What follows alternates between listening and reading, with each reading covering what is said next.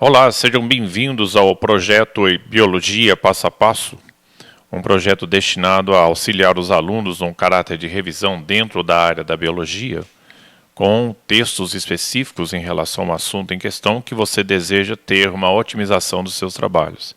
As aulas são apresentadas em fascículos, com textos modulados. Esses textos você tem palavras que são suprimidas para permitir que você tenha um acompanhamento teórico-prático do assunto em revisão. Depois disso, você tem uma bateria de exercícios que são propostos para você numa situação pós-aula, com um caráter de reforço ao domínio da matéria em estudo.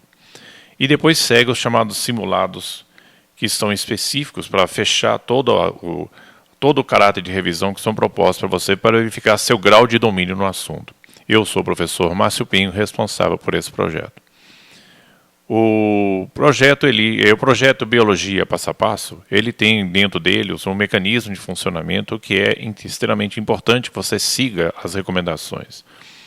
A primeira deles é a presença de exercícios que são modulares, ou seja, esses textos são de completar, como você vai ver na apresentação desse slide, e que são encaminhados vocês na forma de fascículos.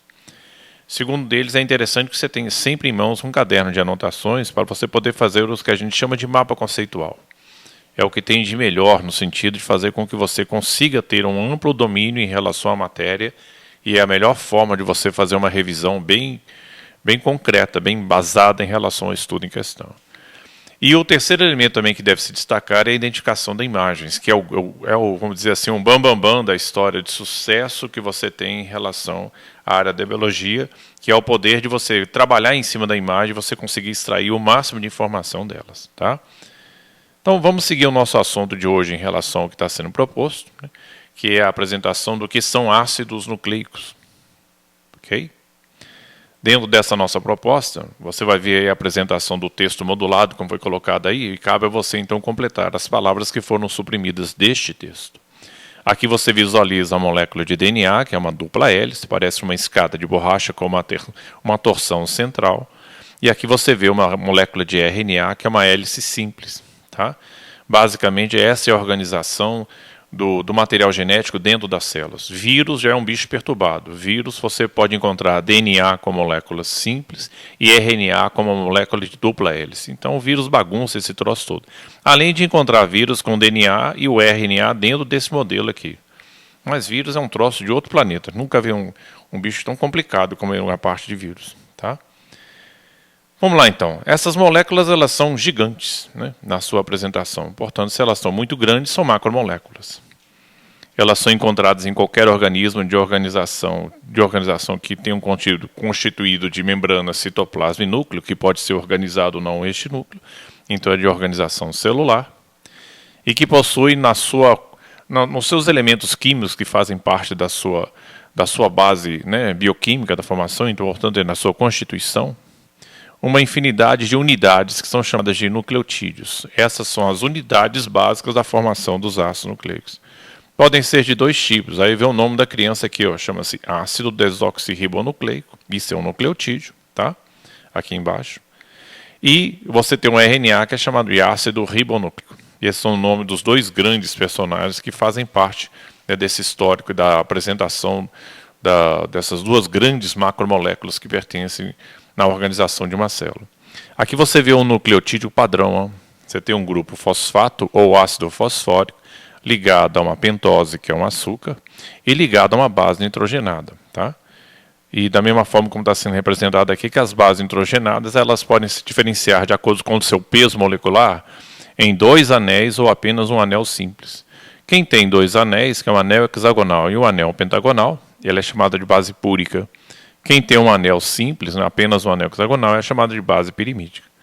Dentro do destaque, para a gente já poder acelerar aqui na apresentação, nós temos na natureza 5 tipos de bases nitrogenadas. 2 púricas, que são chamadas de adenina e guanina. 3 pirimídicas, que são chamadas de citosina. Timina, que é exclusivo do DNA. E uracila, que é exclusiva do RNA. Não pode esquecer isso de jeito nenhum. Tá? Continuando, então, vamos à segunda proposta da gente. Qual a importância dessas substâncias? Por que ácidos nucleicos são tão importantes para a célula? Tá? No destaque, então, em relação ao texto, que a gente vai visualizar aí, eles participam Tem todo um processo histórico da célula de armazenamento, também o efeito de passar a sua informação para frente, portanto é a transmissão. E essa transmissão é estabelecida em código. Então esse código ele tem que ser lido através de outro mecanismo, através dos RNAs, e isso é chamado de tradução. E essas traduções é baseado em cima daquilo que é feito por código, portanto traduz as informações que são de ordem genética. Tais moléculas recebem esse nome devido ao seu caráter, que é um caráter ácido, vai ser representado aqui embaixo, que você tem aqui a molécula do DNA contida dentro dessa estrutura em forma de X, que é conhecida como cromossomo. Lógico que o design, né, não compete com a realidade dele, porque esse DNA ele se enrosca várias vezes ao redor de uma proteína estrutural chamada de histonas. Por isso que os ácidos nucleicos também podem ser chamados de nucleoproteínas. Tá? E esse cromossoma que aparece aí na forma de X está indicando que a célula está em divisão celular, que pode ser por mitose ou por meiose.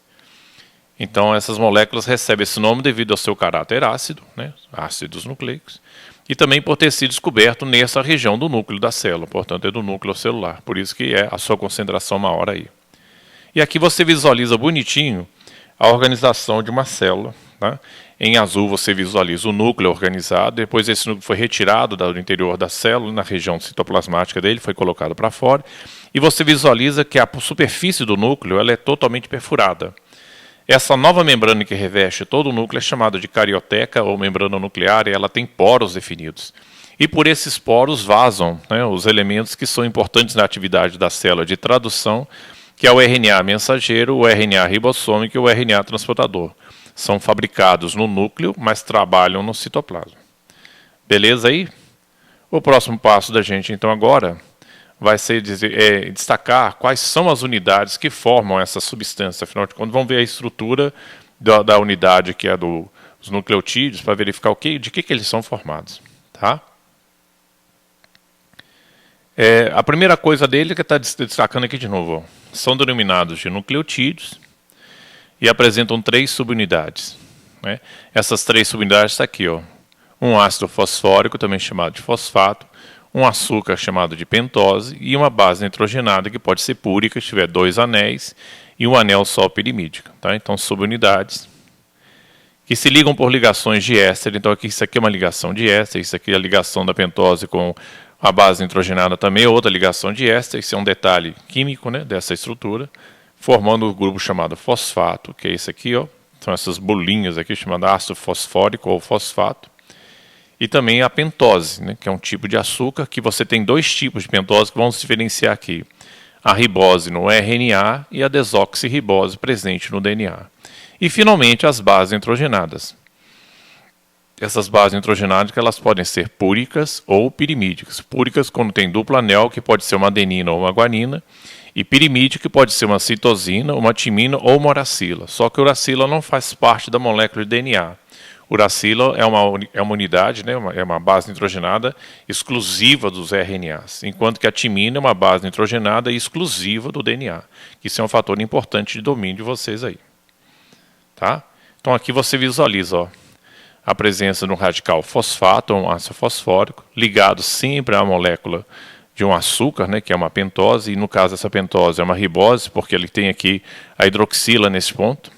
Porque quando se trata de uma desoxirribose, ele só tem um hidrogênio aqui, ele perde um oxigênio aqui e passa a ser um hidrogênio. Por isso que ele é chamado desoxirribose, ou seja, uma ribose desprovida de oxigênio. Nós vamos chamar a atenção disso aí para você mais para frente. E aqui você tem a base nitrogenada, que é representada por uma adenina. Tá? Repara que ela tem o nome base nitrogenada porque ela tem os anéis, a constituição clássica de átomos de nitrogênio na sua organização. Tá? As unidades, portanto, que formam essas substâncias vai ser colocada neste gráfico. Então, para você aqui, para você não esquecer de jeito nenhum. Primeiro, a bolinha representada aí representa o ácido fosfórico ou fosfato. Tá? Ela é ligada a uma ligação de éster com relação à parte do açúcar, que é uma pentose, né, que ela pode ser uma ribose ou uma desoxirribose. E, finalmente, outra ligação de éster ligada a uma base nitrogenada com o formato de uma bala. E aí são as bases nitrogenadas representadas, que são 5 modelos. Aí você tem um sistema de linguagem técnica, você tem na formação de uma base nitrogenada com a ligação à pentose, ele é chamado de nucleosídeo. E o conjunto todo, esse nucleosídeo ligado ao ácido fosfórico, ele forma a estrutura então conhecida com o nome de nucleotídeo. Então isso aí vocês não podem esquecer de jeito nenhum. Essa é a organização clássica da unidade formadora dos ácidos nucleicos.